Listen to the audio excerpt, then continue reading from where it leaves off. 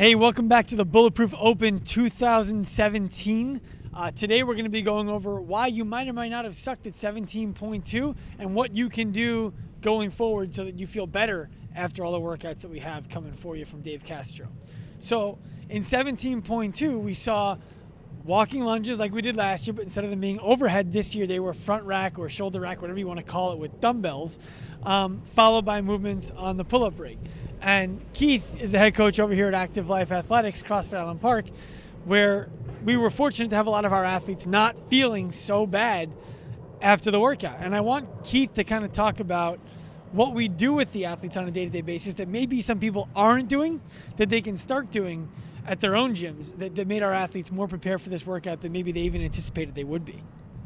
So particularly what we saw is a lot of athletes from other gyms talking about how sore they were from the lunges, soreness in the glutes, soreness in the quads, where most of our athletes didn't even notice that they did lunges after that workout. And it's not that we have some kind of a secret way of doing lunges, it's just that we do them all year round on a consistent basis. We consider the lunge to be a squat pattern, and we try and squat on a single leg, not meaning pistols, but step-ups, walking lunges, reverse lunges, depth lunges, split squats. Anytime you're working through a squat pattern on a single leg, just as often as we do a two-legged squat, whether it's back squats, squat clean, front squat, all of those things. We talked about a workout that we did a few weeks ago where we did some calories on the assault bike, and then it was 50 lunges with 135 pounds in the back rack. So when in the open workout, most athletes are doing 3 to 4 sets of 10 to 12 lunges with essentially 100 or 70 pounds, half their body weight. It's not going to be any kind of, it's not going to hurt them. They're not going to feel that because we do it on a regular basis. And if, you think you're going to have lunges in a workout and you start doing them a week or two out, it's honestly not enough time for that adaptation. It has to be in your program kind of on a regular basis and just as often and second nature as your squats, your deadlifts, etc. So let me ask you a question. Let's pretend we're talking to athletes, we're talking to gym owners, we're talking to coaches now. From an athlete perspective, let's just say that you go to a gym and the gym doesn't program stuff like split squats, deficit split squats, walking lunges, lateral lunges, box step-ups, and whatnot. How would you recommend an athlete like that starts building in single leg exercises regularly enough without interrupting what they're doing in their gym so that when 2018 workouts come around, they're more prepared than they were this year? Sure. So, what we talk about a lot is, also not just your heavy strength work and your metabolic conditioning work, but also quality work. And we do 2 to 3 quality pieces a week where we're kind of slowing it down, not paying attention to the clock, not necessarily going heavy, but hitting movements that we don't see otherwise. And a lot of times unilateral and single leg work ends up working its way in there. So you're still accumulating that volume. Your body is still adapting to that movement, even though you're not going to max effort.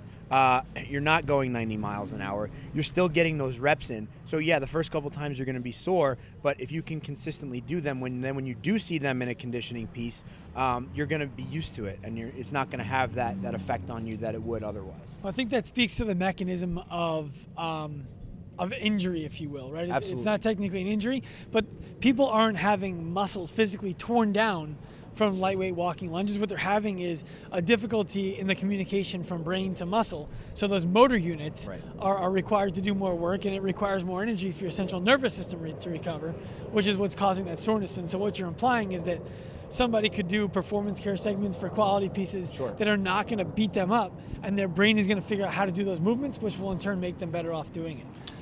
Right, Is and that what right? you're seeing is what they're trying to do with the dumbbells and putting unilateral stuff in there, be it a single arm or a single leg, is make you do things that you're not used to. And that's why people are seeing such an effect. They're so exhausted and also sore from doing single arm snatches, from doing lunges, Because it's 50 pounds. People pick up 50 pounds off the ground and put it over the head all the time. But you get them in a plane of motion, and you get them using one arm instead of two, or you get them holding it in a different way or using one leg at a time. They're just not used to it, so it's going to tax them that much more. So they're going to feel that in the workout itself, and they're going to feel the effects of it afterwards. So let's sum it up for people. Let's give them some really actionable information, right? Obviously, if they're in a Bulletproof program, they're already getting this stuff. If they're following our social media, our Active Life RX Instagram channel, they're getting our Monday performance care segments. And by the time next year comes around, there's going to be over 50 of them on there. So they'll have plenty of opportunity to do these at their own leisure. But you're telling an athlete right now, guy standing right here, girl standing right here, Keith, how many days a week do I need to do this, and for how long, so that I'm prepared next year? What is your bing, bang, boom advice so they're ready? Just as often as you are squatting on two legs, you want to probably spend almost as much time squatting on a single leg. And again, that doesn't mean you're adding a ton of volume. That doesn't mean if you're on a squat cycle and you're doing a heavy 5x5 that you also need to do heavy 5x5 lunges. No, you just need to spend some time that day or the next day to account for that, doing some walking lunges, doing some reverse lunges, doing some Cossacks, anything where it gets you on a single leg. So your body is getting used to working on both legs. So we're talking about bouts more so than reps, weight, Exactly. intensity. Right. Awesome. I hope that's helpful for you guys. 17.3 is coming up. We don't know what it's going to be, but we do know that we'll be ready, and so will our athletes. And we're hoping that you've been following along long enough with us that you're ready also. If not, start taking this advice and be ready for 18.1. Until next time, Dr. Sean, Keith, Active Life Athletics, Active Life RX.